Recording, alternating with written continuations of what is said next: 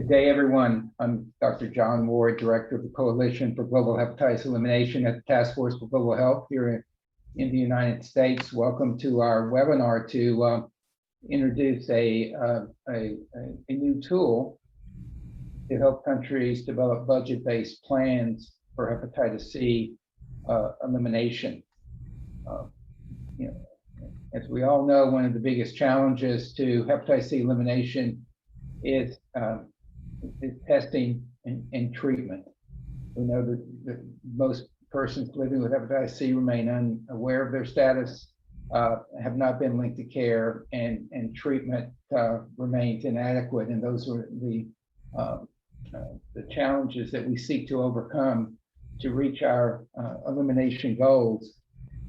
Indeed, in a recent analysis of national plans that the coalition performed, we found that only a third of national plans provided cost estimates for interventions such as hepatitis C testing and treatment to reach elimination goals, and less than half had any financing plans attached to those larger strategic plans. So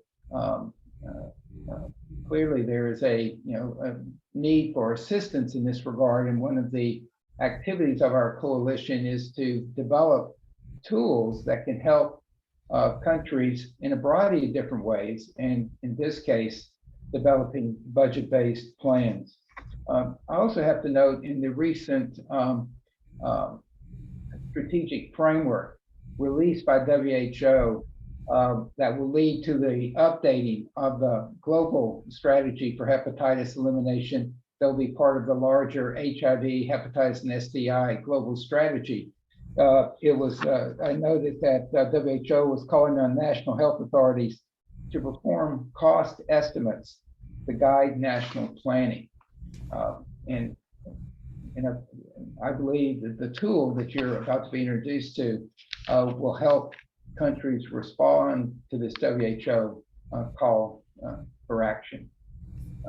Lastly, as I'm about to turn it over to my colleague, Jag Chhatwal,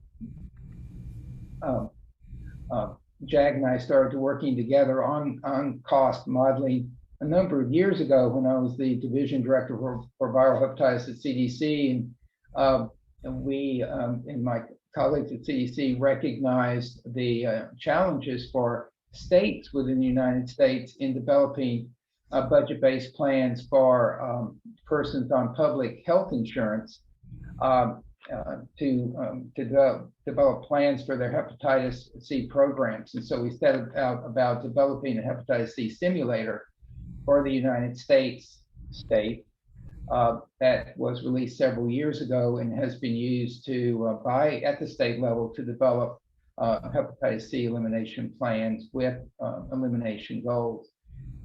And now we have really turned that collaboration to develop a tool that can be used globally, that you'll be hearing more about.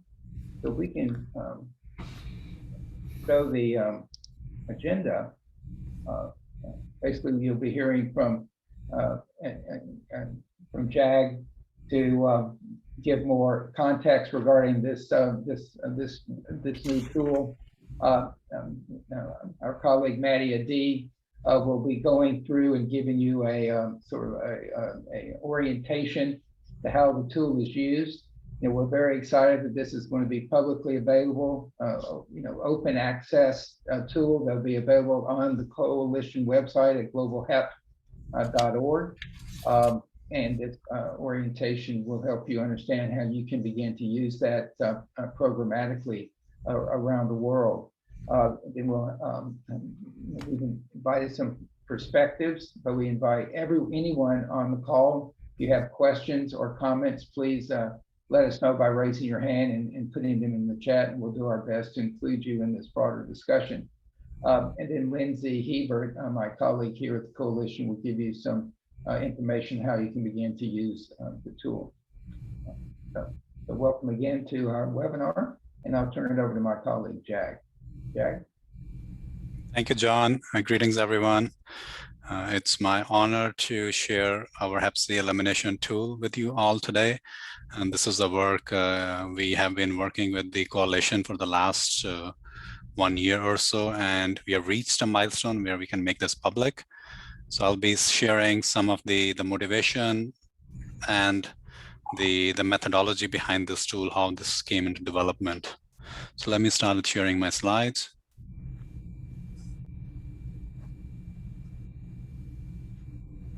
All right. That all looks good. Yeah, looks great. All right. Okay, so my disclosure. So as I mentioned, this work is funded by the Coalition for Global Hepatitis Elimination. So let me start with the background and what is behind this HCV elimination tool. There's a mathematical model, and why we need mathematical model, or under what settings such mathematical models can be useful. This cartoon describes that in a very high level way. When in what kinds of situations we can use these models. So what we see here on the top is the world of modeling, and the below is the real world. If in a real world we have a problem which is complex and direct experiments may not be feasible in that to find the right solution, in that case we can go to the mathematical world, find some simple analytical models or by simulations, find solutions which then can be implemented back in the real world. In fact, our world, we are surrounded by mathematical models. Our lives are on daily basis are getting affected. There's one example where mathematical models are very useful, like in case of hurricanes, by projecting the path of hurricane, such models can help with timely evacuation and save millions of lives. Having said that, not all models may be good. So we have seen some very famous examples of not so good models. And this rings a bell. This is the 2016 US presidential elections. At the night of the elections, 10:20 p.m., this was the New York Times using multiple models, election models, showing the projections of the presidential, the projections of the elections. And we knew that the results after like few hours, it was very different than what the models were projecting. And this was highly studied afterwards, why most models projected the outcomes of this election incorrectly. So moving forward with, so what is the purpose of mathematical models in our context is healthcare? When and why do we need such models? There are some obvious situations. As I mentioned earlier, when direct experiments are not feasible or ethical, in that case, mathematical models can be very helpful in forming some of the decisions. These models can be used to understand the effects and outcomes of different interventions before they are implemented in practice. So this is very much applicable to hepatitis C elimination. We want to know what kinds of interventions we should implement before really implementing them in practice. What should be our screening strategy? How many people should we aim to treat every year to reach that goal? And these models are also useful to generate evidence to support or reject hypotheses for different studies, to evaluate different what-if scenarios. And to summarize, one more point, these models can help in guiding future investments if there is a need and value of technologies. For example, if you need new testing for hepatitis C, new testing platforms, or could be point of care or more lab-based tests in the context of hepatitis C. To summarize, these models can be used to inform clinical decision-making or health policy in different fields. For our work on hepatitis C elimination tool, we have used HepSim model in the back end. What I'll be describing on this slide is different components of HepSim model at a very high level. So it accounts for patient demographics in a given country, the disease progression, the natural history of hepatitis C, how it progresses in different populations, different therapeutic advances as they have happened historically over time. So we have this temporal component of this model. We account for changes in those diagnostics, therapies, as you know, from starting with in the interferon era, PEG interferon, and then DAAs. We also implement different screening policies, and they also change over time. As policies change, we implement them in our model. The diagnostics, different kinds of tests that are available and could be available for hepatitis C screening. The cost of care and disease, including cost of diagnostics and treatments, also go in the model. Risk factors like injection drug use, access to healthcare, which is important. It's not that everybody who can access, so there are some constraints that also need to be accounted for in this model. So putting these different components, we can look at trends like how the prevalence is changing over time, how hepatitis C cascade of care is the current one, and in future under different scenarios, number of people needed to screen or treat to eliminate hepatitis C in a given country or jurisdiction, and long-term outcomes associated with those strategies. We can look at the cost of Hep C elimination and any cost savings that are associated with reaching the elimination goals. To give you just a snapshot of how we have modeled the natural history of hepatitis C, this diagram presents as patients move from different stages of fibrosis. They can progress from early stages to advanced stages. People, if they achieve, they're treated successfully, they achieve SVR, or if not, they can progress to HCC or decompensated cirrhosis. They may need liver transplant if that is an option available for a given country. So we have used this model as a first step to validate the findings if the model is able to replicate what we know. And I'm going to show an example. This is an older study where we use this model to replicate the findings of a national survey, which is conducted in the United States. The model was able to replicate very closely the findings of that national survey. Was the enhanced survey, some of you may know that, and the model also very closely replicated the numbers.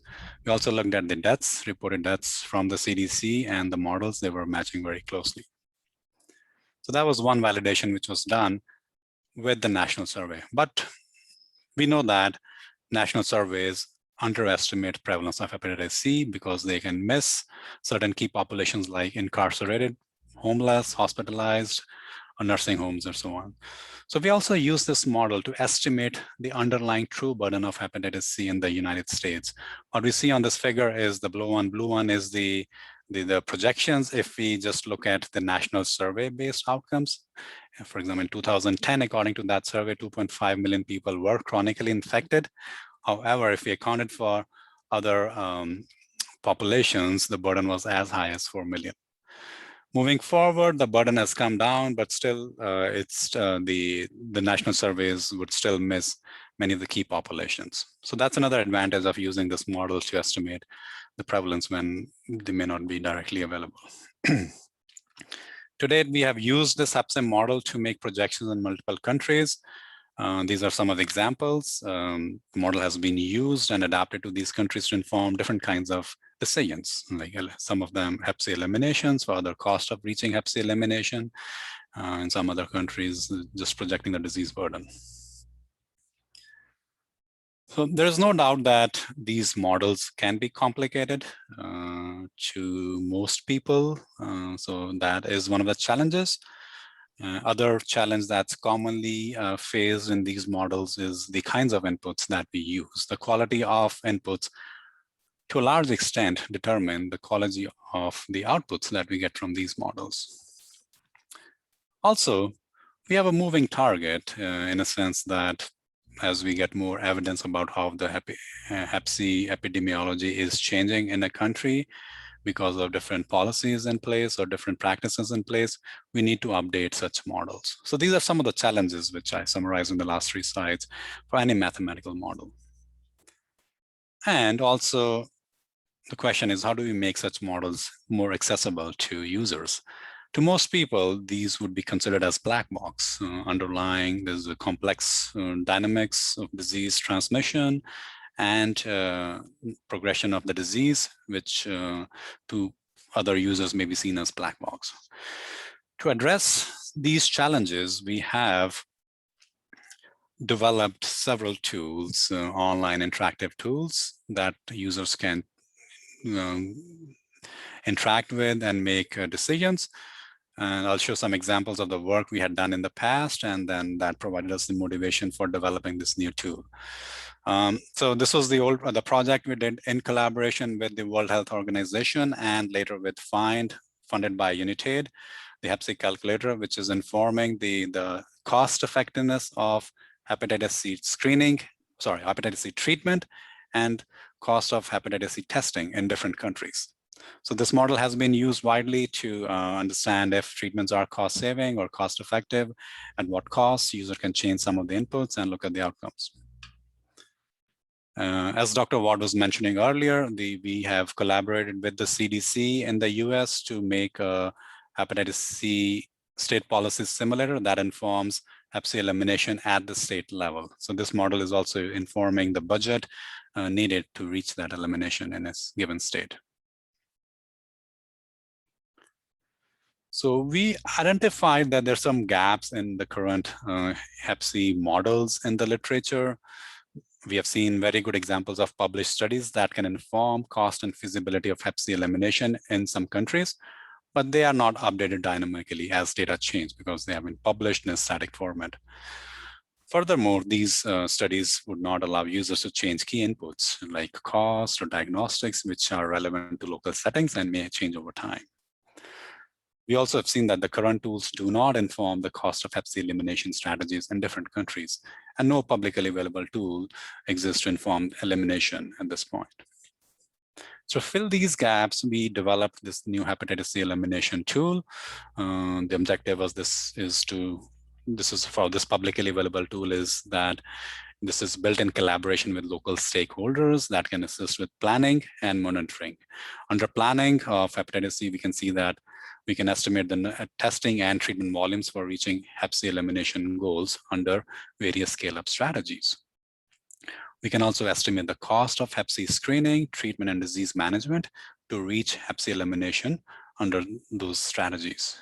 We can look at the impact of different screening policies and testing algorithms on both disease burden and cost over time in a given country. We can also use this tool for monitoring purposes. And to give you an example, we can estimate the current treatment cascade based upon key data inputs and estimate progress the country has made towards elimination goal. And also can project where a country would be if they continue with that at a given screening and treatment rate. This is a snapshot of the Hep C elimination tool. As I mentioned, it's designed with the mindset that users can interact with it, change certain key inputs, and look at the outcomes. With that, I will hand over to my colleague, Adee, who can show you the tool, the working of the tool.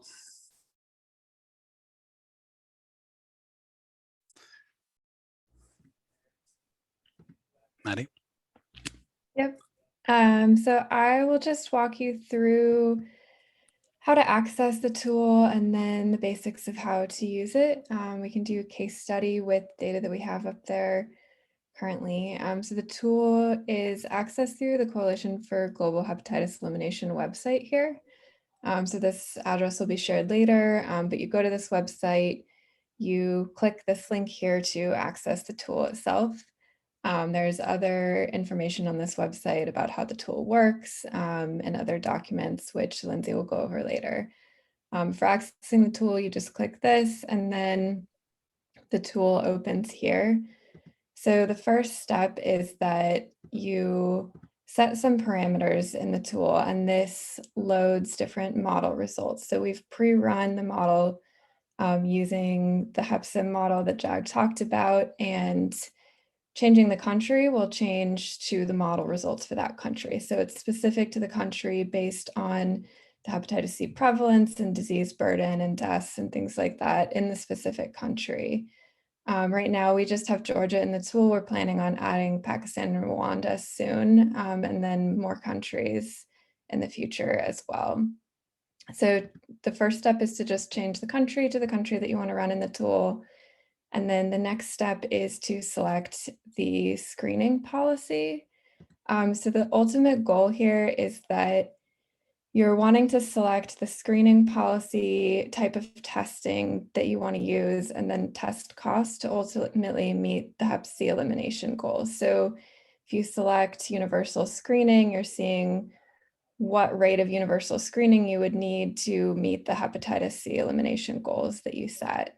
If you select risk-based screening, you can see if there's any way to meet the elimination goals based on risk-based screening. There are definitions for each of these, as far as how they're run in the model if you click this info button, so full definitions. And then the next step is to select a testing strategy. So we have 5 different testing strategies in here. They're defined based on whether the test is at the point of care or lab-based and requires follow-up. And so we have the sensitivity and specificity of the different tests accounted for here, and also follow-up rates for lab-based testing. So again, if you click this info button, these are all defined here. Right now, we're assuming an 80% follow-up to receive lab-based tests and 100% follow-up for the point of care tests. But that can all be accessed here. And then the other option here is that you can select a combination of testing strategies. So if you want to see how you might meet the elimination goals under universal screening, for example, but you don't want to do all point of care testing, you want to do a combination, you can click this button and you'll get the option to choose a combination of whichever different strategies you want. And the way this works is that you would just modify these numbers and the percentages have to add up to 100%. And so this would mean that 20% of the testing would be done with point of care antibody, but then a lab-based PCR, and 80% would be all point of care testing. So it's an additional option that we have. You can enter the antibody test cost, the confirmation test cost. So this would be for the type of confirmation test listed here, and a cost for the DAA treatment. And so this will be applied based on how many people in the country would be getting these tests and treatment. And then another option that we have is that you can add a startup or annual program costs. So if you select this button, you can add startup costs of the first year. So this might be for getting the right testing equipment, other implementation things, that you can add that cost here and it will be added in the results. Or you can add an annual program cost here. This will be a percentage of the total cost that will be added each year. And then the final step before running results is that you set the hepatitis C elimination goals. So there's the option to have the default WHO elimination goals, which is incidence reduction and mortality reduction compared to 2015, and then diagnosis and treatment coverage in 2030. You can change this year here if you want to meet certain elimination goals earlier, and you can change these dials if you want to change the level of any of these goals. So for this example, I'm going to run the default WHO goals. And then we've selected Georgia, universal screening, all point of care testing. And then I'm going to click generate results. And it's going to give me a table of a lot of different results. And so there are 63 strategy options in this scenario. Again, these are preliminary results. We're still making a few minor changes, but in this scenario, there are 63 strategy options. And what this means is there are 63 options of screening and treatment rates using universal screening and point of care testing that would meet the WHO elimination goals.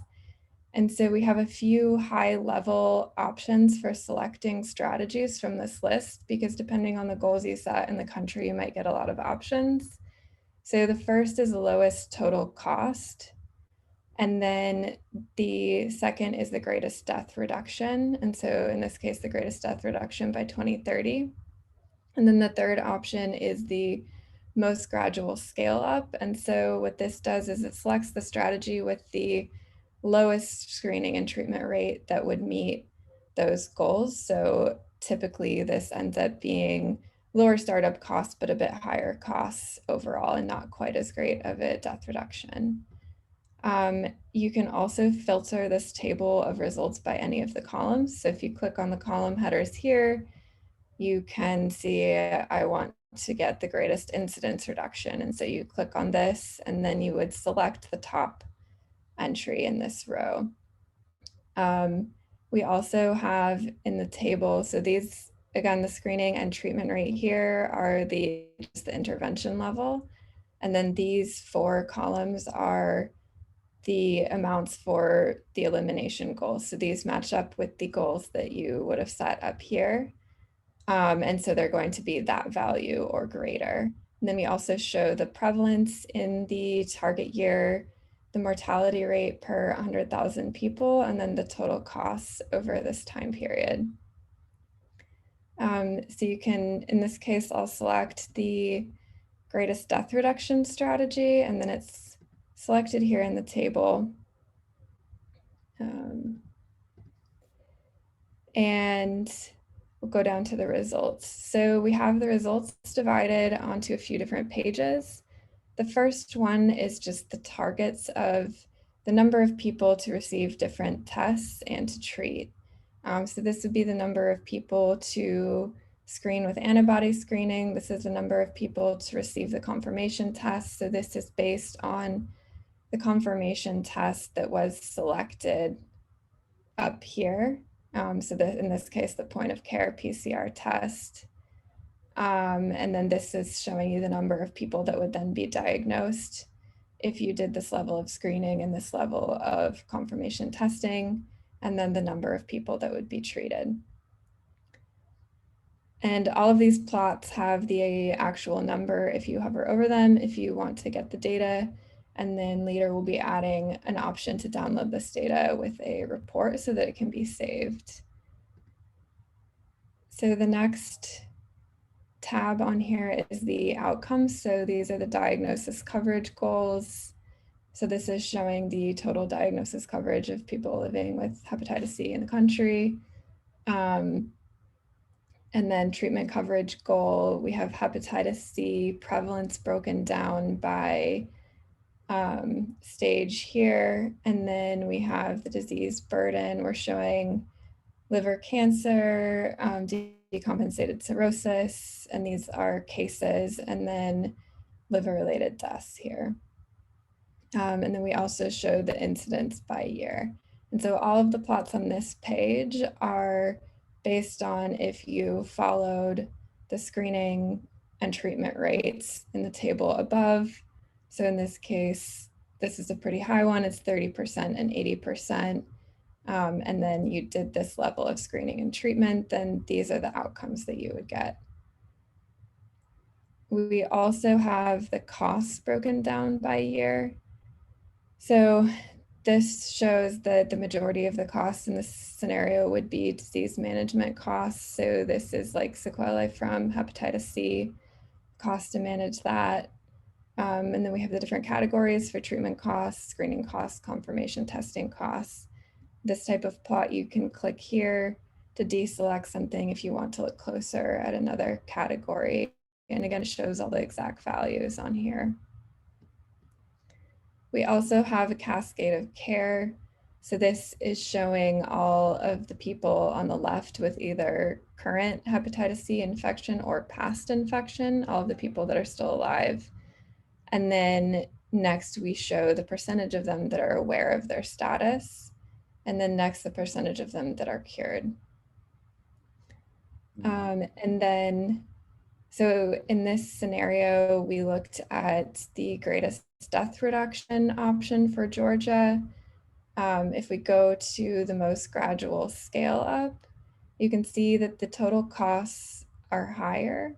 And then the screening rate is much more reasonable for universal screening. So you can kind of see the pros and cons of different strategies here, select different options, see how much it changes the total costs, and then view all of the results here. So you can see with this type of strategy, the number of people to screen each year is a fairly level number compared to a ton of people in the first couple of years.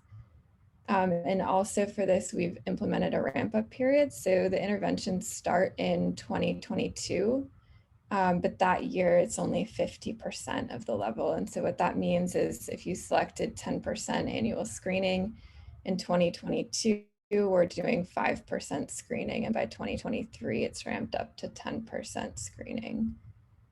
And then that is the basics of how to use this tool. If you look at the top, you can see that there are links to the user guide, the methodology, and other information. And this is back on the coalition website. So you can click things like the user guide here, and it will open up the user guide on the coalition website. So that walks through all of the steps that I just explained to you. You can download a PDF of it, or all of the steps are laid out on this website. So I will let Lindsay take over, and she can explain a bit more about this website. Sure, thank you so much, Maddie. Bring my screen up real quick. So as Maddie mentioned, the tool is available on the Coalition website. It should be in the main navigation bar at the top. You can also see the address down here at the bottom. It's globalhep.org/hep-c-elimination-tool, but we'll make sure that link is in the chat as well. We have the user guide available that Maddie just gave you a preview of. That's available on the site and can be downloaded. We're happy to add more information to that user guide as additional questions come up during this presentation and following. We also have a set of frequently asked questions. This is again a preliminary list. We'll continue to add to that as questions come from the audience and others following today. And we hope to add in the future another tab with a very detailed methodology on the background of the tool, the HEP-SIM model that Jag presented, and case studies are also forthcoming. And I think an important question following this webinar is, how can we add more countries to the tool, which is our ultimate goal. This tool is available free of charge to programs that would find it useful to have this type of modeling at their hands. And so if you're interested in adding your country to the tool, please reach out to us. You're welcome to drop a line in the chat today, or you can email us at globalhep@taskforce.org, and we're happy to get the conversation started. Just to keep in mind, to add your country to the tool, there are some basic data needs. We can share this slide following today. But as Jag described, the modeling is only as good as the input data going into it. And so some of the basic data needs revolve around prevalence, having a couple of prevalence points over time to look at how prevalence is changing and incidence, historical data on testing and treatment, and then some idea on the high-risk populations and risk distribution in the population. But obviously, the more data available in the country, the better the modeling will be. And so we actually do have a very detailed data collection sheet that we can share with partners that are interested, that we can use to collect the data that would then feed into the tool. And so that's just to give you an idea of what it would take to add a country to the tool. But we're very excited to continue to add more countries and to start that conversation. And then just lastly, also on the Coalition website, we do have a help desk for technical assistance related questions. So if you have questions about the tool or other needs, you're welcome to use this resource as well. And with that, I'll hand it to John. Great. Thank you all for getting that orientation and guidance on how to begin to access the tool. I'm happy to see we're beginning to have some questions in the Q&A forum as well as in the chat. So I encourage Maddy and Lindsay and Jag to go and look at those and begin to prepare responses to those. We did ask a few people to come on as panelists. I want to get their comments straight away. I wanted to begin with Dr. Joan Dow of Johns Hopkins University, who's doing a lot of work in his home country of Vietnam to pilot various hepatitis C testing linkage to care programs, as the first steps towards scaling up toward a hepatitis elimination program. And I was just interested in Don's perspectives on on this tool and how it could be applied to his effort in Vietnam. So. Yeah, thank you, John and Jag and the team. I'm really pleased to be able to participate. Of course, I will need to examine the models more carefully, but from the first glance, listening to Jag's and Lindsay's and others, I thought it's really informative and useful. because my team and I have been working, as you mentioned, on a micro elimination program for Hep C in Ho Chi Minh City with a population of almost 12 million. And some of the questions we raised during the program, and currently we work on the manuscript, are addressed by this model. And we could go ahead and use this model for part of our manuscript as well. So I think it's really informative and useful. And of course, I have limited knowledge in different types of models or the validity of the model itself. I have one question is, I may have missed it, but was there any consideration of co-infection with hepatitis B and hepatitis C? I know in developing countries such as Vietnam, where there is a high prevalence of Hep C, there's also a high prevalence of Hep B. We did not, but I don't know if Jag wants to comment on that, or Maddy specifically. But thank you for the comments. Then. Yeah, thank you. Yeah, we understand that. Unfortunately, the model does not have that co-infection at this point. Yeah, but as you know, if you treat it for Hep C with DAA, there's a risk of Hep B reactivation. So it's not only from the public health perspective, but the clinical perspective is also important. Right. Yeah, thank you. Yeah. Well, we look forward to working with you just as you get more, experience with the model. I'm sure you have more questions, and that's what we want to begin to do. It's a dynamic process, and we can start out with the model and then see how we can refine it over time. So thank you again for joining during your clinical service in particular. Wanted to call on Dr. Thank you again. I want to call on Dr. Saeed Hamid from Aga Khan University in Pakistan, who's our chair of our technical advisory board for the coalition. Obviously, Pakistan has a very large hepatitis C problem. They have a number of different programs underway. They have launched a national program about 2 years ago now. And again, just wanted to get some initial impressions from Saeed, his perspectives on models and how this type of model could be applied toward national programs such as the one being created in Pakistan. Saeed? Thanks, John, and thanks, Jag. I think it's a wonderful tool. It's certainly an improvement on what Jag has been doing beforehand with the Hep C calculator and so on. It's as the previous colleague said, it'll be good to play with this and see where we come up with. I just have a couple of observations, Jag, and a couple of questions. First of all, is there a level of evidence that you would accept in the model? I mean, do you have any bars around that?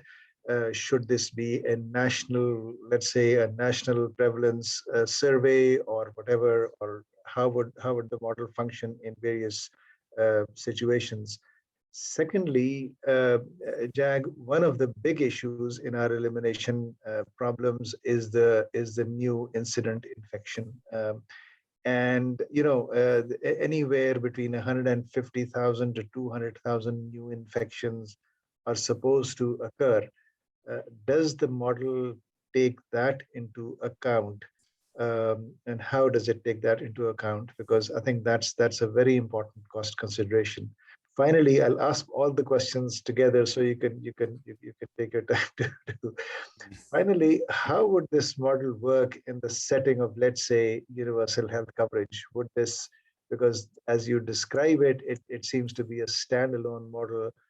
If you put this into a universal health coverage context, would it work the same way, or would there be changes? How would you change it? Thank you. Thank you. Thank you, Dr. Hamid. Excellent questions. Let me start with the first one. The model relies on some data. We need national survey data to begin with. Ideally, we should have such data from multiple time points, but we understand that from many countries, we may not have such data available. For Pakistan, we know there's a national survey. At least we have one time point. There could be more than one. So we can use those 2 time points, and model can validate and replicate the trends of those prevalence coming from those surveys. Again, if the survey was not conducted accurately, then that's going to be reflected in the model's inputs and outputs. So we have to understand that if that's why we involve local stakeholders from each country. If there are certain nuances or insights that they can inform us, we can tweak them in the models. For example, in the US, we know that the national survey highly underestimates the prevalence of Hep C. So we account for those things, and such changes can be made for other countries.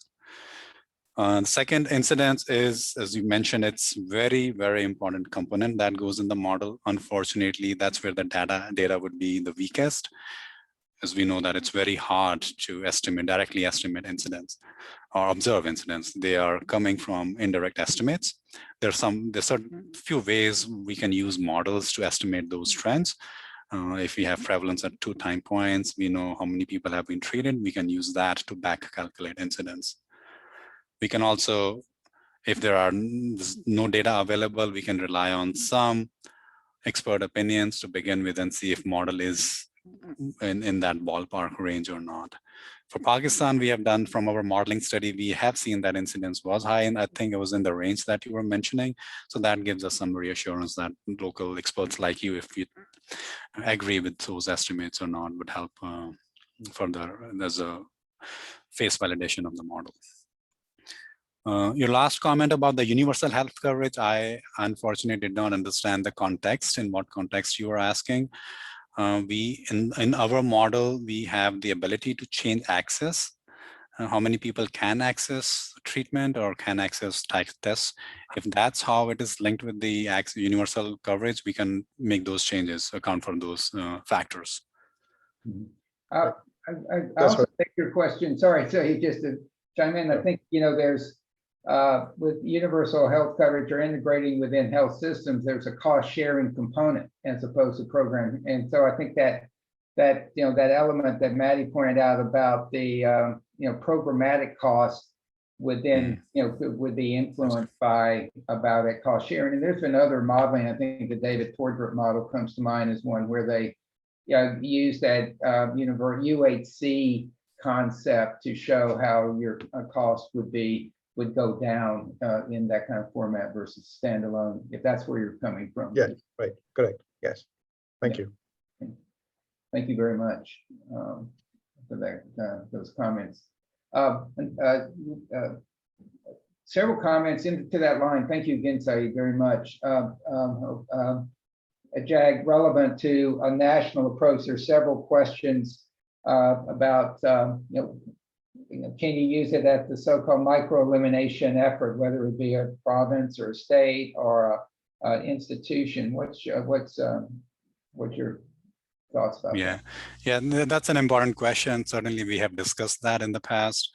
As we know that micro-elimination is going to play an important role, but there are some challenges. We are developing a model which can be scaled to many countries. But micro-elimination requires very specific modeling of certain jurisdictions. If you're talking about micro-elimination in prison settings, micro-elimination in rural areas or certain populations, that requires very specific modeling. And it's not straightforward to develop a system which can be replicated to other countries. We would be happy to work with specific countries, collaborators, to look at micro-elimination in certain populations. But as of now, the tool is designed to answer broadly at a national level what should be the elimination plan. Because that's what there's a benefit of keeping it standard across different countries, the methodology and the approach, so that can be used by many stakeholders. Thank you. Another aspect that comes to mind is some micro-elimination programs are actually very macro. I mean, you look at like the state of Punjab in India, where there's a very large population. They've done a sero survey within the state. They have an elimination plan going on. Is that the kind of situation where the model could be reliably applied? Yeah, exactly, John. In that case, we can scale down or scale up the results of our model to apply the same findings to that specific setting. If we know that the prevalence is similar in that jurisdiction or a given state, then we can look at what should be the screening rate, what should be the treatment rate to reach the elimination target. Okay, thank you. Maddy, there are a couple of questions about testing algorithms, and as you probably are following on the chat, such as different algorithms, such as reflex testing, whereby an antibody positive specimen is automatically tested for PCR. How are those different kind of aspects of the different options we have for algorithms on the tool taken into account or represented? You follow me? Jag, did you want to answer that? Sure, I can answer that. So the tool allows limited combinations of testing diagnostic combinations. There are certain combinations which we do not have them, like if there are option of reflex testing, but then those can be easily added in the tool. We do have a parallel calculator that we developed in collaboration with Find that focuses on the diagnostics, which allows users to test new combinations of diagnostic pathways. So I can share that link in the chat box, and people can look at that to get some insights of what kinds of testing pathways can be cost effective in a given setting. If there are any specific pathways which are relevant for a given country, we'll be happy to add them in the tool if they are not there yet. Okay, very good. I see that some answers are being posted in the Q&A box, so hopefully I'm going to draw attention to those. Trying to see if there's others in the chat. It looks like there's a question about reinfection and how the model takes that into account. Yes, we do take into account the reinfection that happens after treatment. Okay, that's good. And then there's question about there was one question about quick testing, and then one question about the home test for hepatitis C that is being recommended by WHO as a as an option to expand access to testing. So just perhaps you can comment on the flexibility of the model of adding new testing options as technologies become available.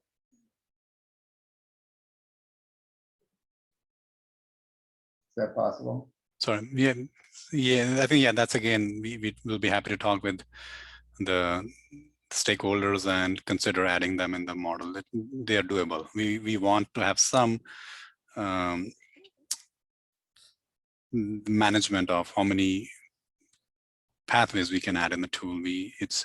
If we add 20 pathways, it becomes complicated, but having the key ones which are relevant for a given test, if it's a new one, we can add that if we have data to inform. Okay, very good.